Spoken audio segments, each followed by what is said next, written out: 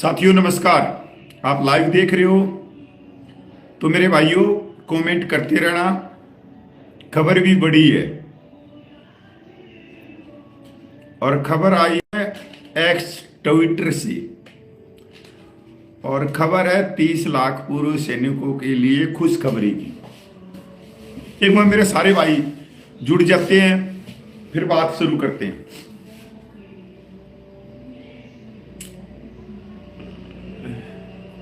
भाई कमेंट करते रहो रे, कमेंट करोगे तो फिर जवाब भी देंगे पूरे के पूरे।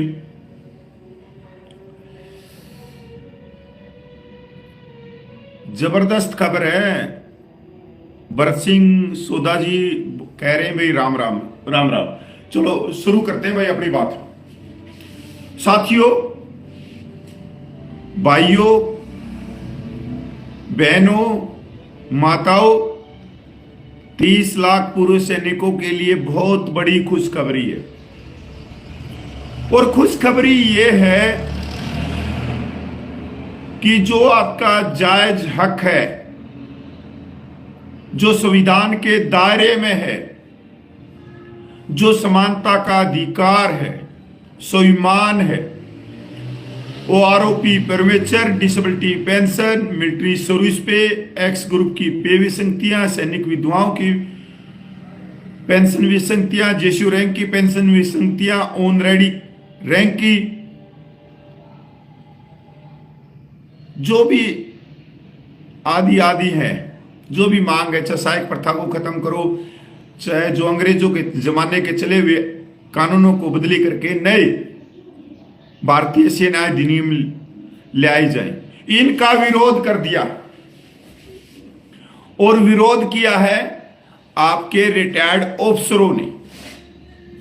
वो रिटायर्ड अफसर जो कभी ना कभी आपके साथी होंगे, कभी ना कभी आप लोगों ने उनकी जान बचाई होंगी, कभी ना कभी आप लोगों ने उनके आगे जाके दुश्मन की गोलियां अपनी छाती में ली होंगी। पर रिटायरमेंट होने के बाद में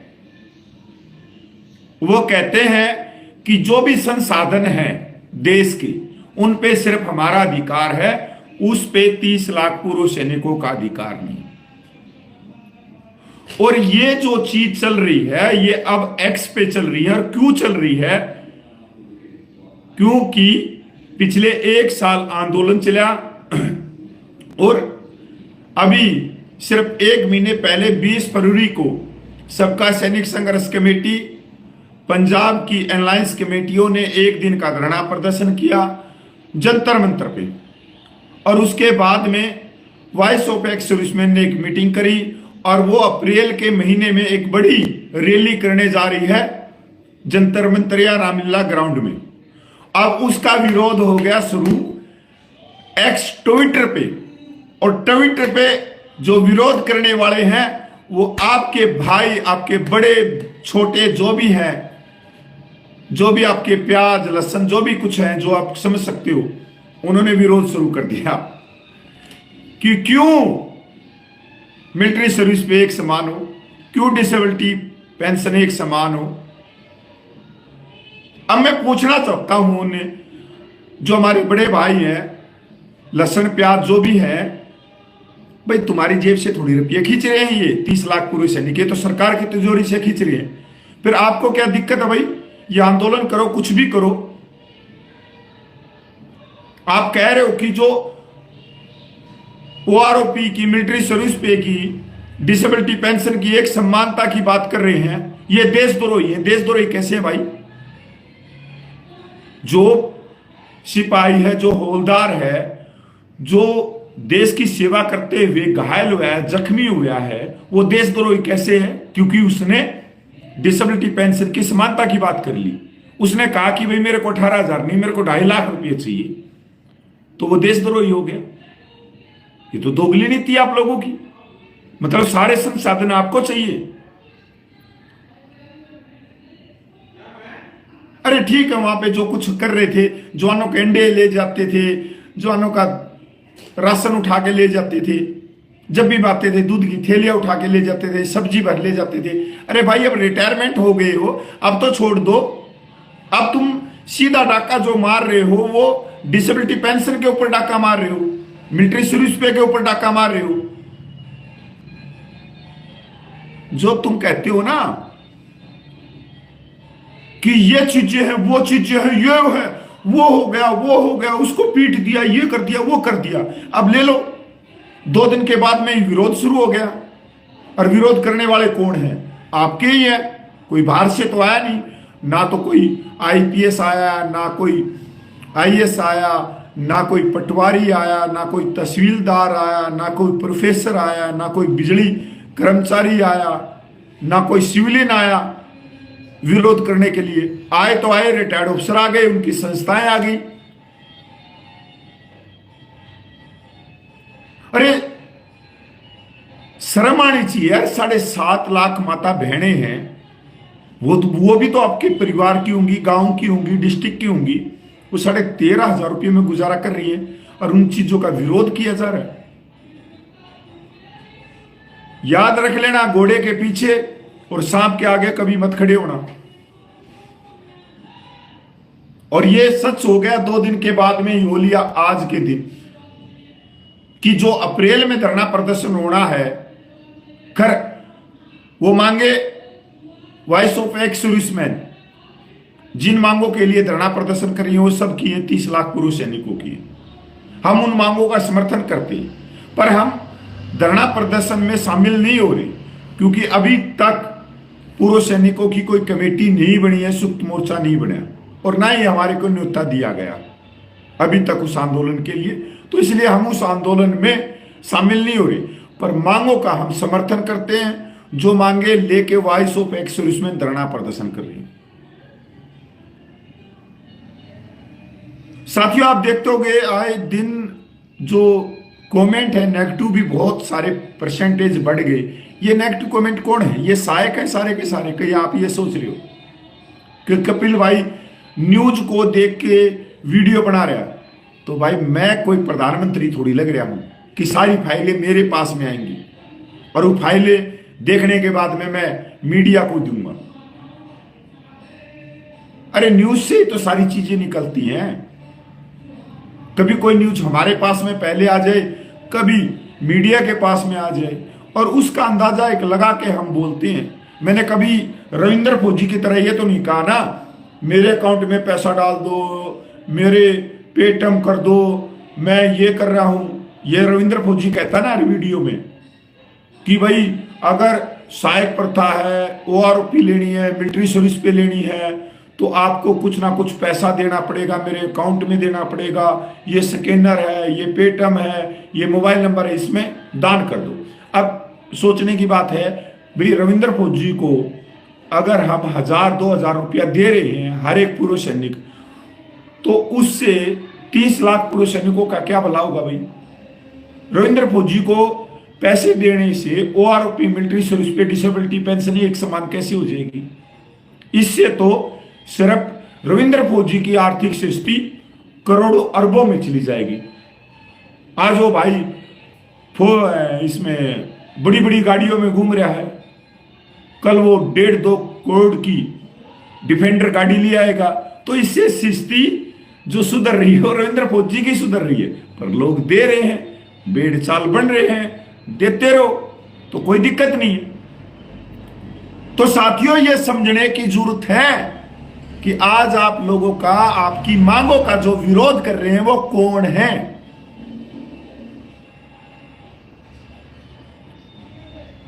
जो घटनाक्रम होया कर्नल के साथ में, उसका समर्थन voice of ex serviceman committee ने क्यों नहीं किया?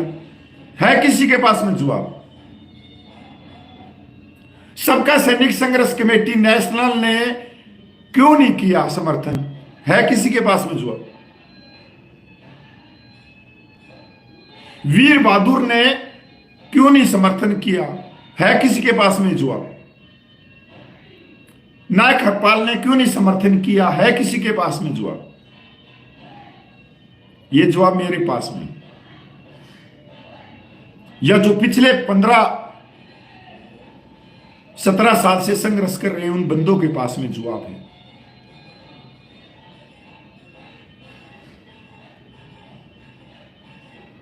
कि भाई कितना भी समर्थन कर लेना, कुछ भी कर लेना, पर ये कभी भी आपकी जायज मांगों का समर्थन नहीं करेंगे।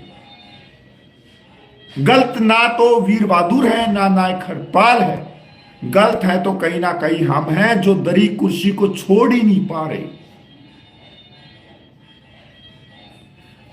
कभी सोचो यार, उसकी जगह कोई और छोटा होता, कोई ट्रेडमैन होता, कोई कपिल फौजी जैसा सैनिक होता तो अभी तक उसका क्या होता, जेल के अंदर चक्की पीस रहा होता। और यहां पर पूरे देश की मीडिया ट्रायल चला रही है, मीडिया भरी पड़ी है।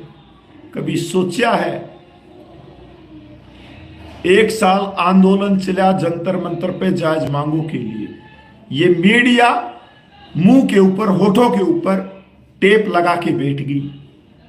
इस नेशनल मीडिया ने आपकी खबर नहीं दिखाई जो आप जंतर मंतर पे बैठे रहे। इस मीडिया ने उस समय भी खबर नहीं दिखाई जब इस आंदोलन में दो हमारे जेशो साहिबान शहीद हो गए।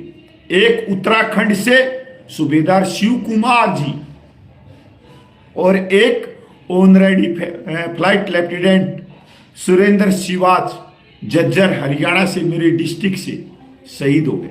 क्या इस मीडिया ने तब खबर दिखाई? कितना लंबा आंदोलन चल रहा है, दो हमारे सूबेदार शहीद हो चुके, पता नहीं कितने जो जंतर मंतर पे पूछने के लिए आए उनका एक्सीडेंट हो गया। एक हमारा हरियाणा से डिस्ट्रिक्ट दादरी से नफे भाई जिसकी टांग टूट गई, किसी एक भी रिटायर्ड ने एक रुपया डाला हो तो उसके अकाउंट में या उसका हाल चाल पूछा हो। जो रुपया भी डाला ना वो हमने डाला कश्मीर से लेके कन्याकुमारी अंडमान निकोबार तक। तो भाई कहां आप किस जमेले में फंसे हुए हो? क्यों नहीं आपकी ये पट्टियां खुल रही? 17 साल से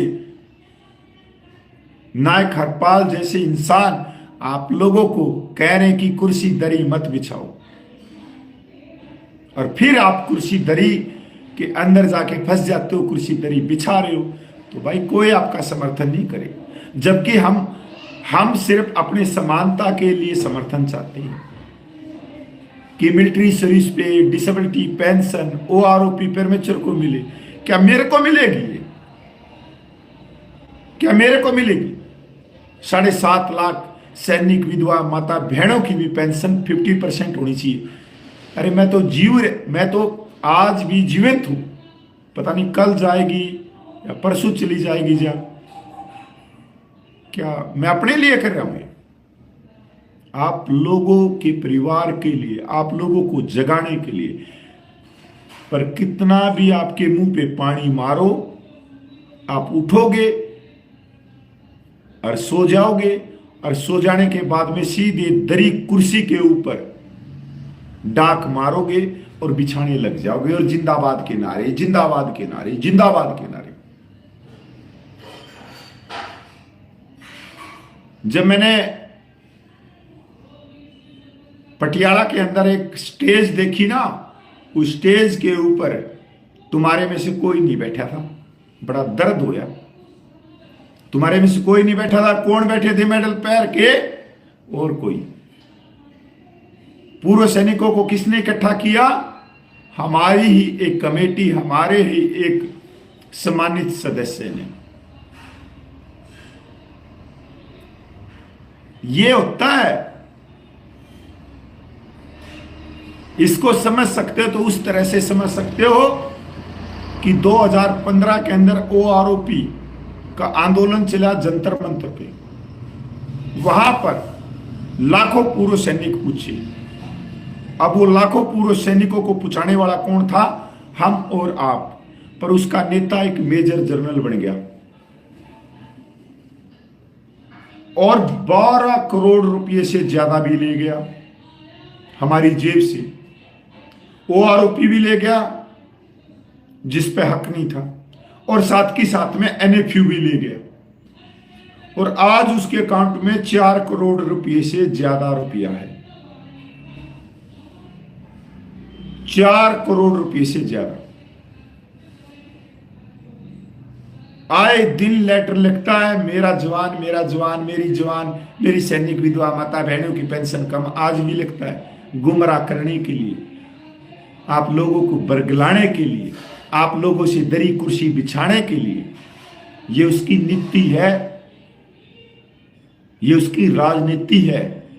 इस राजनीति को हम तो बहुत पहले समझ चुके थे, पर आप लोग आज भी नहीं समझे। तो भाई यही है कि जो अप्रैल में जो धरना प्रदर्शन होना है 30 लाख पूर्व सैनिकों की जायज मांगों के लिए, उसका विरोध रिटायर्ड ऑफिसर ने एक्स ट्विटर पर शुरू कर दिया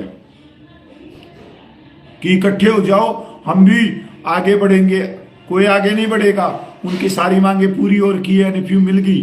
अब आप लोगों को इकट्ठा करके और सिर्फ राज्यसभा में या लोकसभा में या नेता बनने की फिराक में, अब वो आप लोगों पर निर्धारित है।